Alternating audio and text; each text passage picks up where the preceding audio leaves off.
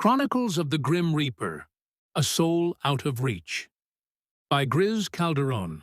Before the name Count Dracula was ever whispered in fear, before the darkness clung to his footsteps, he was a man named Valen. He lived in the Carpathian hills, in a village shadowed by pine and frost, during a time when candles were lit to ward off what the dark might hold. Valen was kind, with strong hands and gentle eyes. The people knew him for his generosity and his quiet loyalty to those he loved, especially the woman he had waited years to marry. They planned for spring after the first thaw. But spring never came for Valen. It began on a night when even the wind had gone silent. The path to her home twisted between crumbling stone walls and time-worn buildings, their shutters rattling softly, though no air stirred. The cobblestones beneath Valen's boots gleamed with frost, and the moon hid behind heavy clouds. Not a single candle flickered in the windows. No footsteps echoed in alleyways. No birds. No dogs. Not even the rustle of trees. Valen slowed, a strange weight pressing on his chest.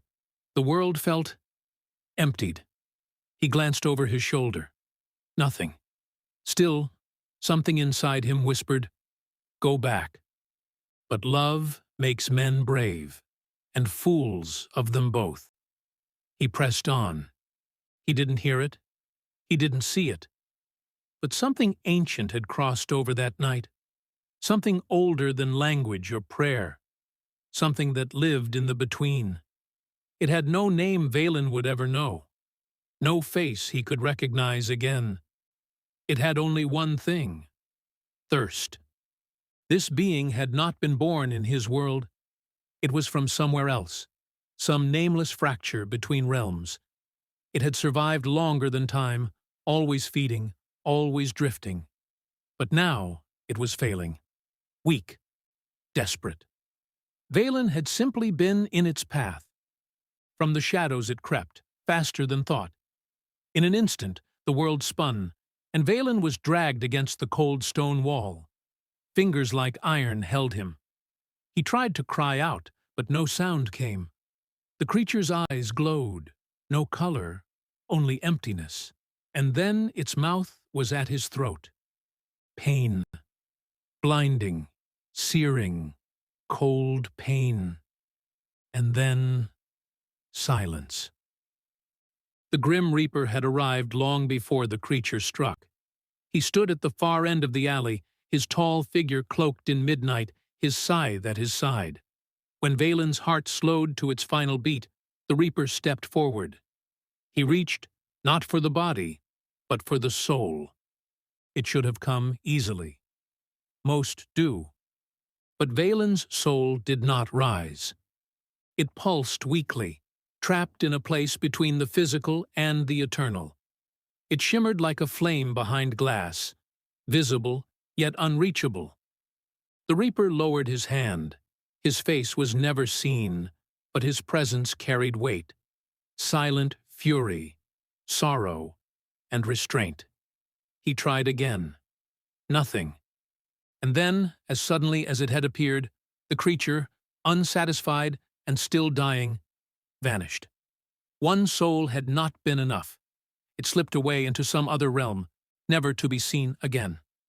Valen's body jerked as unholy blood rushed back into veins that should have stilled forever. His eyes opened, and in the flicker of moonlight, the Reaper saw the moment everything changed. The soul was no longer only human. For days, Valen wandered. He didn't eat, couldn't. The taste of bread turned to ash in his mouth. Water made him sick. His skin blistered at dawn. He screamed until his throat tore, hiding from the light. But at night, oh, the night, he felt alive. His senses had multiplied. He could hear mice whispering in walls, feel the heartbeat of a fox a mile away. Smells overwhelmed him. Wood smoke, sweat, iron, blood. His strength defied logic. He could vanish and reappear, move with speed no man possessed. see through pitch darkness. When he wished, he could command shadows. Eventually, he stopped hiding. He hunted. At first, deer, then wolves, then people.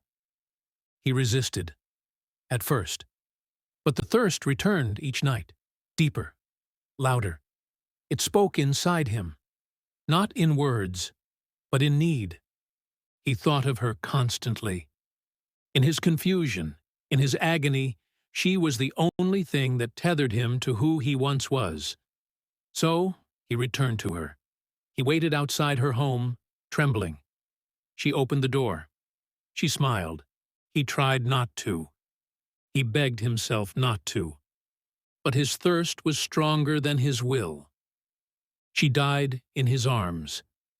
He collapsed over her body, blood on his mouth, shame on his soul. He had only wanted to see her again, to explain, to apologize. He never got the chance. The Reaper came for her. She passed gently. And as he lifted her soul into the place beyond, he felt him watching. Valen stood in the trees, silent and hollow. His knees buckled when he saw the light leave with the Reaper. She was gone.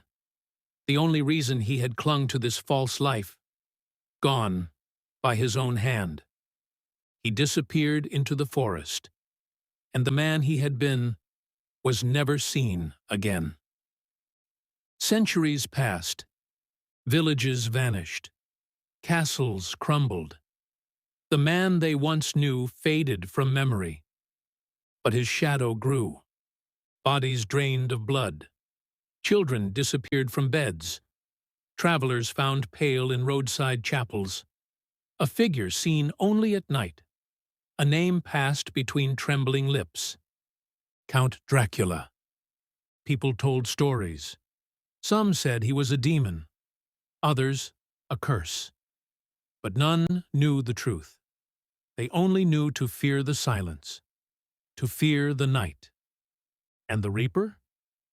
He always knew. The Reaper appeared again during a massacre in a silent chapel, where the air reeked of fear and incense. Valen had left behind only one survivor, a boy cowering beneath a pew. The Reaper walked past him, gathering the fading spirits of the dead.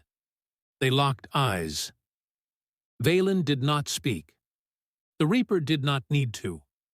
Once, in a plague-ridden village, Valen found a girl dying in her sleep. He sat beside her until she passed. He did not feed. He only wept. The Reaper was already there, cradling her soul. He looked at Valen.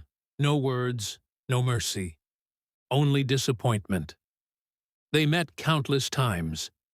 Sometimes the Reaper made himself known. Sometimes he stood in shadows. But he never touched Valen again. He could not.